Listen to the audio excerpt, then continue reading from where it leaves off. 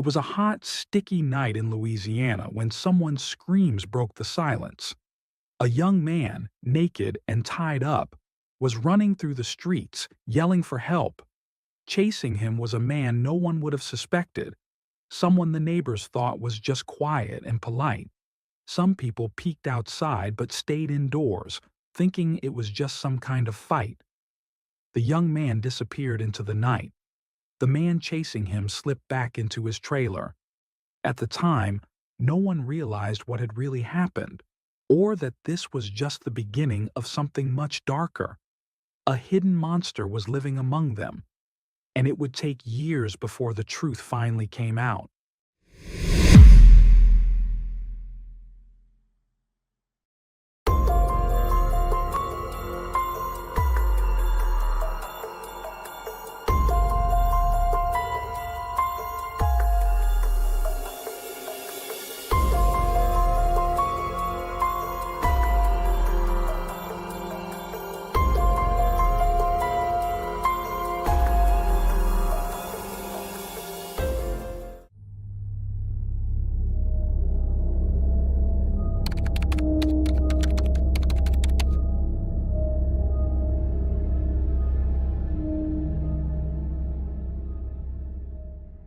Ronald Joseph Dominic was born on January 9, 1964, in the small town of Thibodaux, Louisiana, tucked away in the swampy southern region of the state.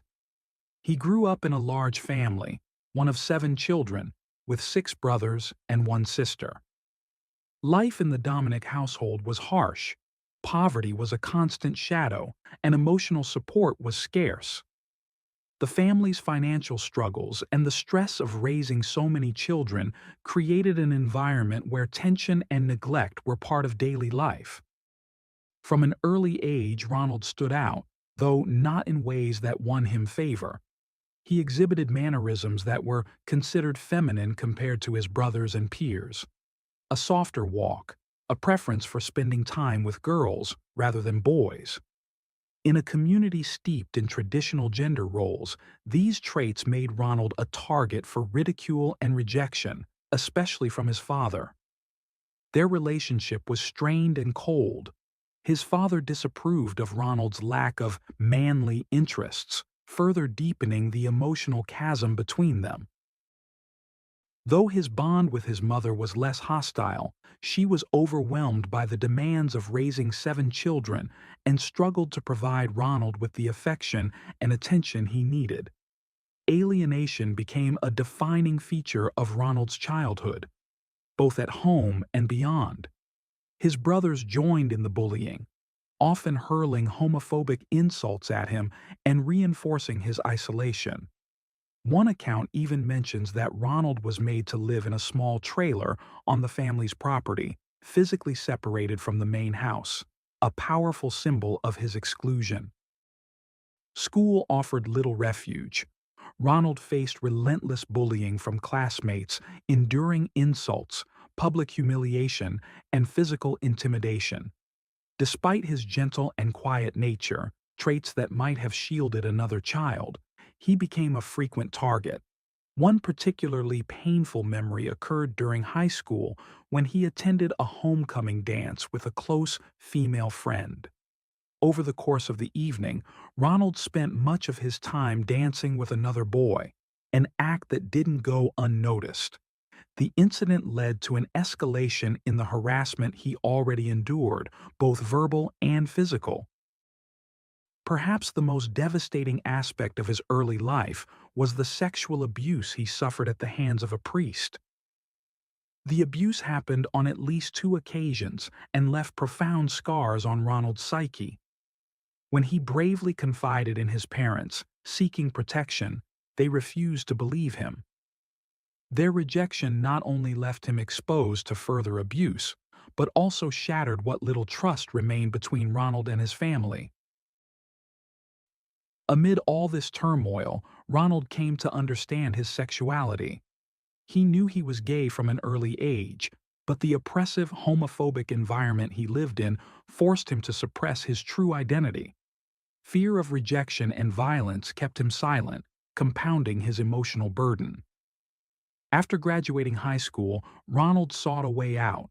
He moved closer to New Orleans, a city known for its vibrant culture and comparatively welcoming LGBTQ community. For Ronald, it wasn't just a move. It was a desperate search for freedom, acceptance, and a fresh start away from the stifling judgment of Thibodeau. In his early adulthood, Ronald purchased a small trailer which became his home. Though modest, it represented his first taste of independence, a space that was wholly his, free from his family's suffocating influence. Yet, the trailer also reflected the continued financial instability that followed him into adulthood. He drifted between low-wage jobs and often relied on public assistance just to meet basic needs. Struggling economically for the first time as an independent adult took a toll on his self-esteem and placed him in an increasingly vulnerable social position. In New Orleans, Ronald began to explore his sexuality more openly. The city's bustling nightlife, filled with gay bars, clubs, and vibrant LGBT events, offered him a world that felt vastly different from the oppressive atmosphere he had known growing up. Here, for the first time, he could live more freely, without the constant fear of rejection that had haunted his childhood and teenage years. But integration into this new world was far from easy. Ronald was often described as socially awkward and, by conventional standards, physically unattractive. These traits made it difficult for him to form meaningful connections, even within the more accepting LGBT community. His insecurity and social discomfort only heightened his sense of isolation as he continued to feel like an outsider. In a bid to find acceptance, Ronald turned to the local drag scene, a vibrant subculture within New Orleans' LGBT community. Inspired by his love of music and his admiration for singer Patti LaBelle, he adopted Patti as his stage name. Yet his attempts at performing were met with disappointment. Lacking the charisma and confidence necessary to shine on stage, Ronald's awkward performances were met with mockery and rejection. What had begun as a hopeful path towards self-expression turned into another humiliating experience, further damaging his already fragile self-worth. Despite his efforts, Ronald struggled to build any lasting romantic or even platonic relationships. His appearance, financial limitations, and withdrawn personality worked against him. Trapped in a cycle of rejection, he began questioning his own value as a person. The overwhelming loneliness he experienced deepened into resentment and dark thoughts. Throughout this period, his economic hardships never eased. Without higher education or specialized skills, Ronald remained confined to poorly paid jobs that barely sustained him. His frugal, stagnant lifestyle only fueled his growing sense of hopelessness. Combined with his social alienation, the cumulative pressure slowly eroded his mental health. Emotionally, Ronald lived with a constant internal battle. He craved acceptance and love, but was repeatedly confronted with rejection and isolation. Over time, the combination of social failure, poverty, and deep loneliness turned into a dangerous emotional powder keg. Ronald's first documented brush with the law came in 1985 when he was arrested for making sexually explicit, harassing phone calls to several people in the region. Authorities were able to trace the calls back to him. Although serious, the offense was treated as a minor incident at the time. Ronald avoided jail time by paying a $74 fine. Few could have predicted that this would be the first small crack in a pattern of behavior that would escalate into far more serious crimes. By August 1996, Ronald's criminal behavior had taken a much darker turn. This second arrest marked a critical moment in his descent. That night, while driving through the streets of Houma, Louisiana, Ronald noticed a young man walking alone. Using his seemingly friendly demeanor, he approached the man and offered him a ride, promising marijuana to help coax him into accepting. Once Ronald lured the young man to his trailer, the situation shifted dramatically. In a sudden act of violence, Ronald attacked the victim, binding him with an extension cord to restrict his movement. He then proceeded to sexually assault him, despite the victim's desperate attempts to resist. During the assault, Ronald revealed a side of himself that few had ever seen: aggressive, domineering, and violent, a stark contrast to the polite, reserved persona he presented to the outside world. However, in a moment of carelessness, his victim managed to partially free himself. Despite still being naked and bound at the wrists with a cord, the young man made a desperate escape, diving through a trailer window and sprinting into the night. His screams for help pierced the darkness, attracting the attention of nearby residents. The scene was chaotic. A disheveled, half-bound man running through the streets, with Ronald close behind, trying unsuccessfully to prevent his getaway. Although neighbors emerged from their homes to investigate the commotion, most chose not to intervene, assuming it was a domestic dispute or a misunderstanding. Ronald's reputation as a quiet, respectful neighbor further discouraged immediate suspicion. Ultimately, the young man found help and reported the attack to local authorities, giving a full account of the abduction and assault, and identifying Ronald as his attacker. Within days, Ronald was arrested on charges of aggravated rape and kidnapping. His bail was set at $100,000, an amount he could not afford. As a result, he remained incarcerated while awaiting trial. The time Ronald spent in jail, roughly 2 to 3 months, left deep scars. Vulnerable and anxious, he became a target for brutal abuse at the hands of other inmates. The assaults were so severe that he required hospitalization and surgery. The trauma of his incarceration profoundly affected him, instilling a paralyzing fear of ever returning to prison. During his time behind bars, Ronald withdrew further, avoiding conflict and keeping a low profile in a desperate attempt to protect himself. When his court date finally arrived, a critical blow struck the prosecution's case. The victim failed to appear. Without the key witness, prosecutors were forced to drop the charges due to insufficient evidence. Despite knowing that Ronald had committed a violent crime, the justice system could not proceed without the victim's testimony. In 1997, Ronald Dominic's descent into violence escalated. His first known murder victim was David Mitchell, a 19-year-old who disappeared on July 13, 1997, after attending a birthday party at his grandmother's home. David, who often hitchhiked, accepted a ride from Ronald that night.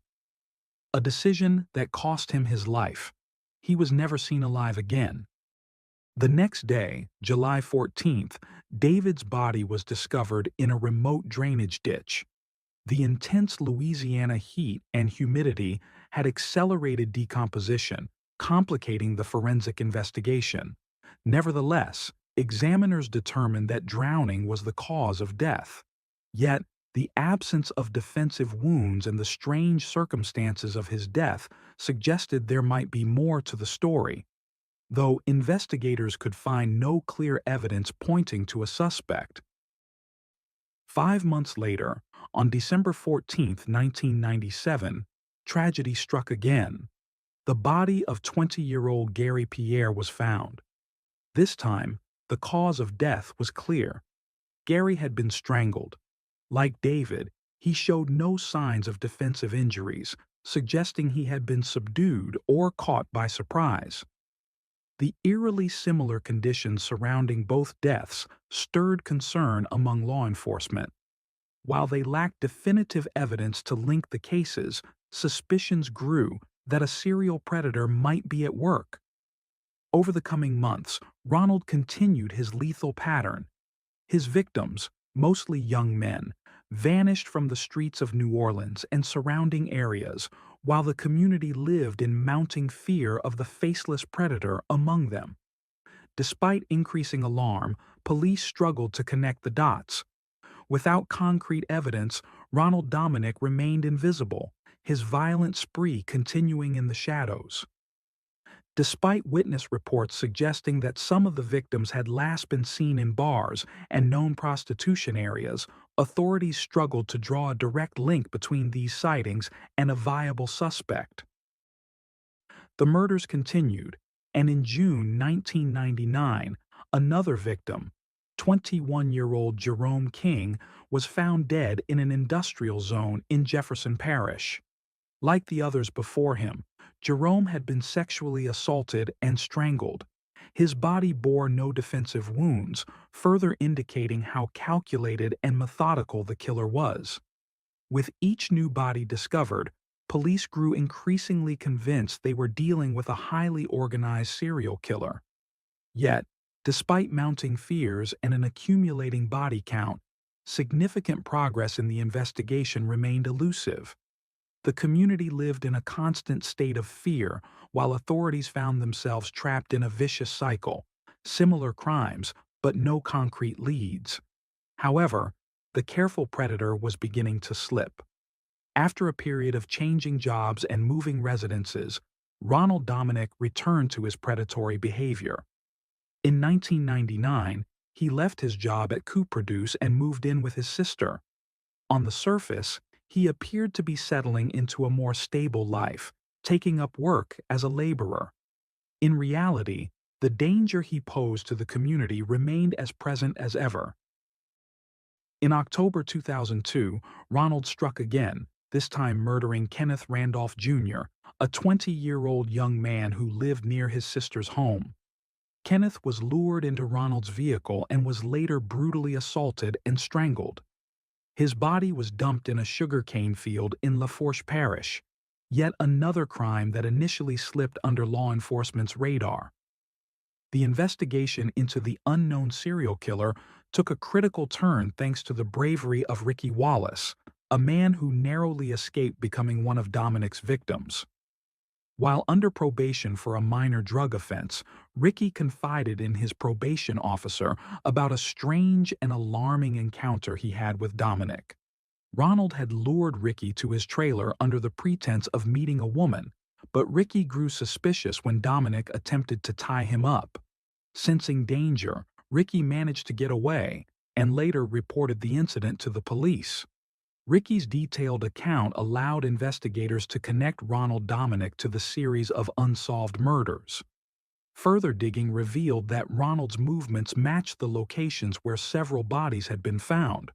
Surveillance operations and further background checks intensified, and eventually, investigators secured a DNA sample from Dominic.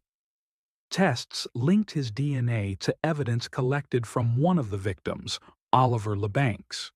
Though the initial match was mitochondrial DNA, less definitive than nuclear DNA, it was enough to maintain heavy surveillance on him. On October 15, 2006, Ronald committed what would be his final murder. His last victim, Christopher Sutterfield, was bound, sexually assaulted, and strangled before being abandoned by the roadside. The brutality of this crime pushed authorities to act. They could wait no longer. On December 2, 2006, Ronald Joseph Dominic was finally arrested. Despite his frail appearance and reliance on a cane to walk, police knew they had captured the man responsible for at least 23 murders. Initially, Ronald denied involvement during interrogation, but as the questioning continued, he eventually confessed, admitting to killing all of his known victims. Although he attempted to frame the murders as acts of self-defense, claiming the men had attacked him, he ultimately admitted to binding and strangling each victim. Ronald explained his method. He would lure young men with promises of money or by showing a fake photo of an attractive woman, claiming he was looking for someone to engage in sex with her. Once he got them into his trailer and had them tied up, they were at his mercy. In some cases, he struck his victims with blunt objects, such as iron rods, before strangling them. Following his confession, Ronald was offered a deal. If he cooperated fully by revealing the locations of the victims' bodies and providing additional information about the murders, prosecutors would agree not to seek the death penalty. Ronald accepted. He led investigators to multiple sites where bodies had been dumped, allowing authorities to collect enough evidence to convict him. Out of the 23 murders attributed to Ronald Dominic, the police were able to prove 8 beyond a shadow of a doubt, securing 8 consecutive life sentences without the possibility of parole. Ronald Dominic was ultimately sentenced to life imprisonment at the Louisiana State Penitentiary. Some victims' families expressed anger over the plea deal, wishing he had faced the death penalty. However, others took solace in the fact that Ronald would live out the rest of his days in the very place he feared most, among the general prison population, where his frailty and crimes made him a constant target. To this day, Ronald Joseph Dominic remains behind bars, serving out his multiple life sentences.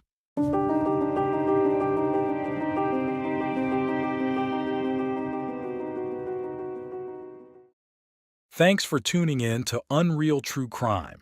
If you're intrigued by mysteries from around the world, check out our new channel, Latin Crimes, where we dive into the gripping true crime stories of Latin America. Don't miss out. Subscribe now for more thrilling investigations.